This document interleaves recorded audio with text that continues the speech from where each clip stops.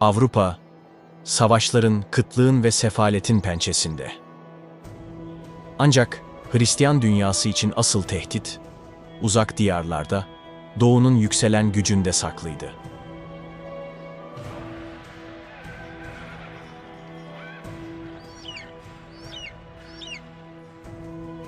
...1071 yılında Malazgirt Meydan Muharebesi Doğu Roma İmparatorluğu için büyük bir hezimet getirdi.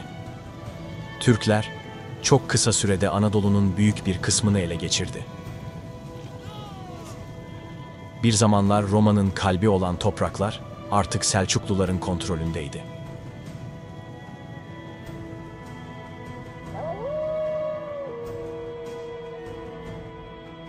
Bu durum karşısında 1081'de taç giyen Roma İmparatoru 1. Alexios, Türklere karşı artık tek başına direnemeyeceğini anladı ve Batı'dan yardım istedi. Ancak bu yardım çağrısı sadece Bizans'ın kaderini değil, tüm Hristiyan ve Müslüman dünyasını etkileyecek bir savaşlar zincirini başlatacaktı.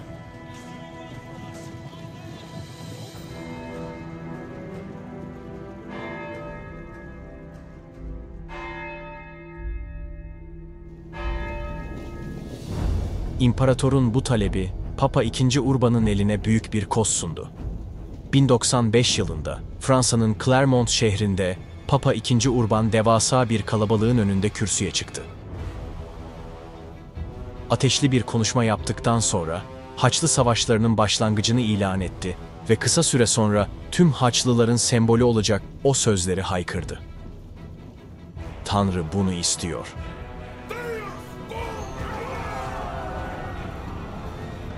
O an, tarihin en büyük dinsel savaşlarından birinin başlangıcı oldu. Soylular, köylüler, paralı askerler. Kimisi cenneti kazanmak, kimisi servet ve şöhret elde etmek, kimisi ise sadece savaşmak için kılıcını kuşandı. Avrupa'nın dört bir yanında haç işaretli giysiler giyildi. Kalabalıklar Kudüs için yemin etti ve böylece tarihin en büyük ordularından biri harekete geçti. Hedefleri belliydi: Kudüs.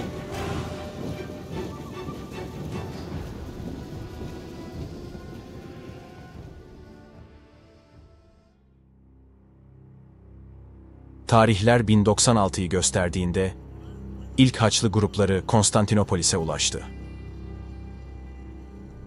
İmparator, bu karmaşık güruhu kontrol altında tutmanın tek yolunun bir anlaşma yapmak olduğunu düşündü. Bu anlaşmaya göre Haçlılar güvenli bir şekilde Anadolu'ya geçecek, Türklerden Roma için toprak alacak ve nihayetinde Kudüs'e ulaşacaktı.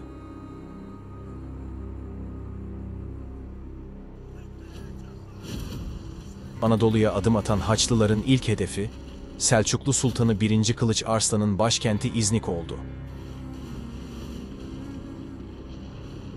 1097'de başlayan kuşatma, Doğu Roma ve Haçlı ordularının işbirliğiyle zaferle sonuçlandı.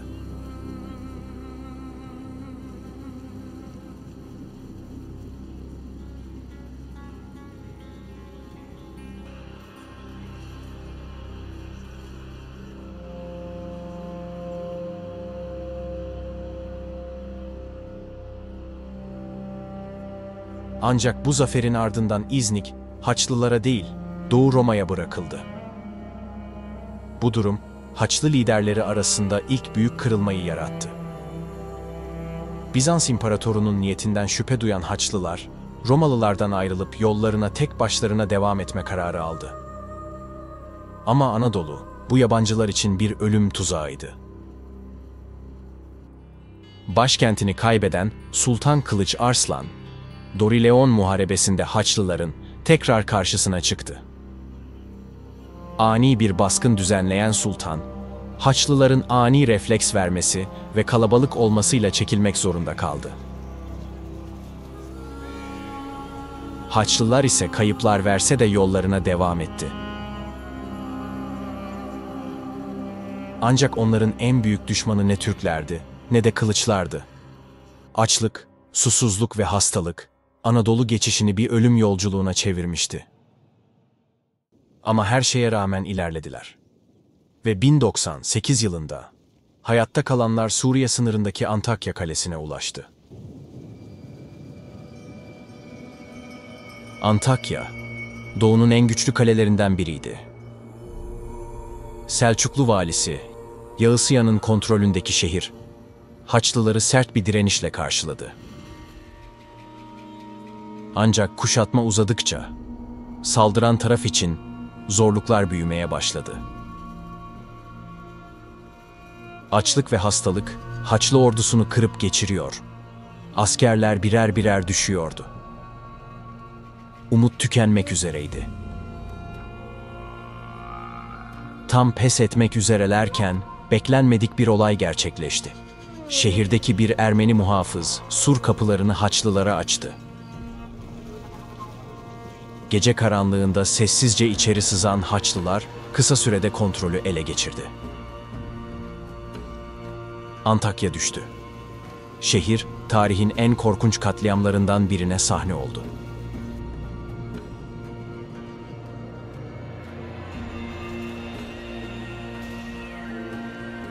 Sokaklar cesetlerle dolarken, hayatta kalanlar canlarını kurtarmak için kaçıyordu.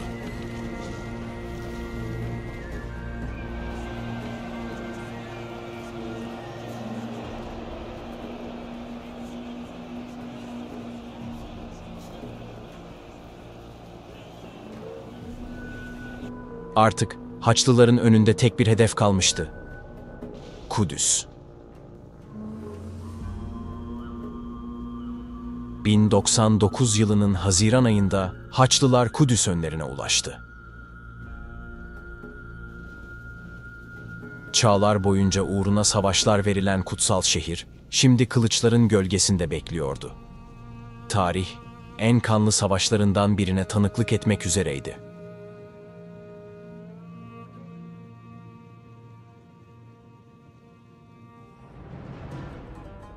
Kudüs kuşatması, 7 Haziran 1099. Sabah güneşi Kudüs surlarına vurduğunda Haçlı ordusu ufukta belirmişti. Toz içinde ilerleyen binlerce asker gözlerini kutsal şehirden ayırmadan yürüyordu. Önde Godfrey de Bouillon ve Raymond de Saint-Gilles, arkasında ise kalkanlarını sımsıkı kavramış şövalyeler. Hepsi aynı amaçla buradaydı. Kudüs'ü ele geçirmek. Fatımi komutan İftikarü'd-Devle, surlardan bakarken sessizce dişlerini sıktı. Şehrin kapıları ağır bir gürültüyle kapatıldı, erzaklar kontrol edildi, savaşçılar savunma noktalarına dağıtıldı. Bu, Kudüs'ün son savunmasıydı. Savaş boruları çaldı ve sonra ilk oklar atıldı. Surlardan yayılan bir ok yağmuru Haçlı hatlarını vurdu. Zırhsız askerler acı çığlıklarıyla yere yığılırken, şövalyeler kalkanlarını kaldırıp ilerlemeye devam etti.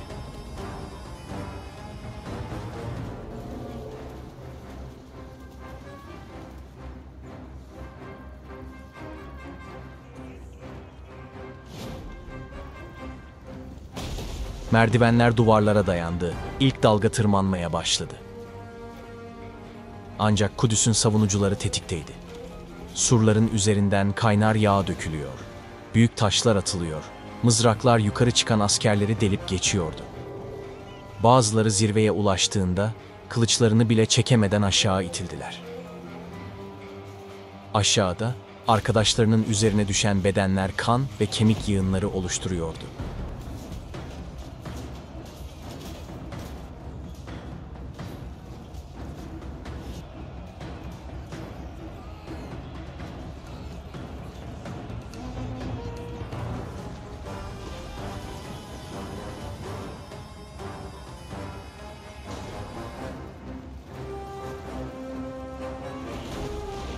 İlk saldırı başarısız oldu.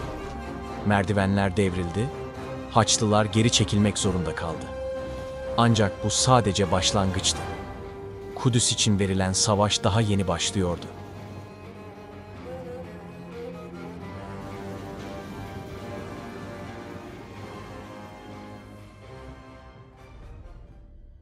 Haçlı ordusu son darbeyi vurmak için tekrar toplandı.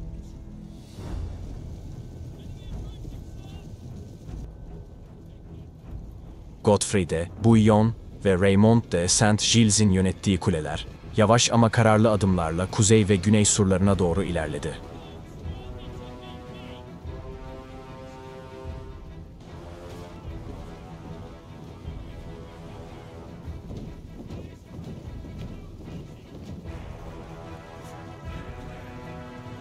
Savunmacılar, kuleleri ateşe vermek için emir aldı.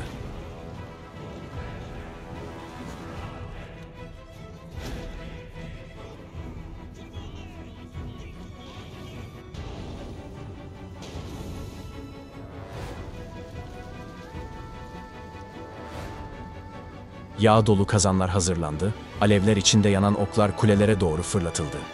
Ancak Haçlılar geri adım atmadı.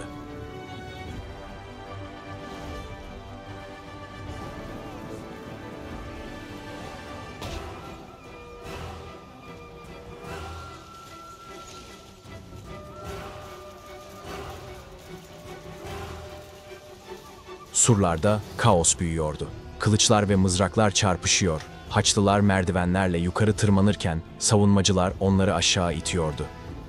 Ölüm çığlıkları taş duvarlardan yankılanıyordu.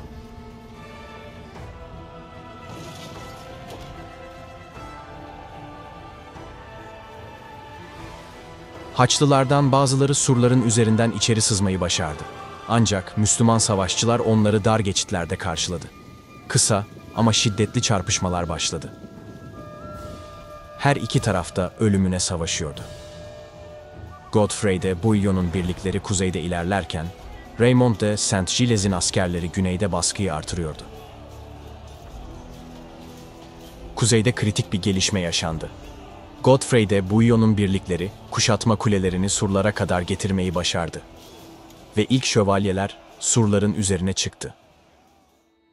Kudüs'ü savunan askerler geri çekilmeye başladı. Savunma hattı kırılmıştı.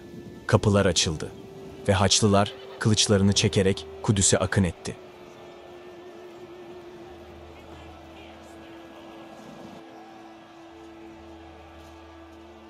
Haçlılar şehre girdiklerinde artık kimse güvende değildi.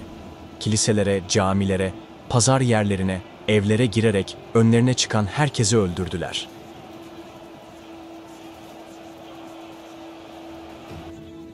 Mescid-i Aksa'da binlerce insan katledildi.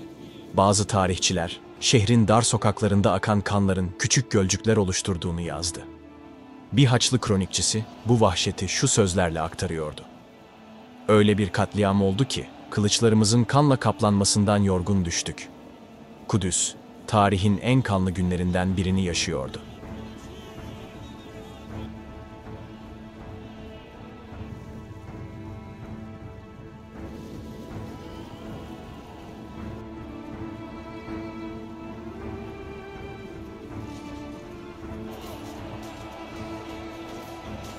Katliam sona erdiğinde Haçlılar Kudüs'ü tamamen ele geçirmişti. Ve burada yeni bir krallık kurdular. Kudüs Krallığı. Godfrey de Bouillon, Kudüs'ün hükümdarı ilan edildi. Ancak kendisini kral olarak değil, kutsal kabirin koruyucusu olarak adlandırdı. Haçlı seferlerinin ilk büyük hedefi tamamlanmıştı.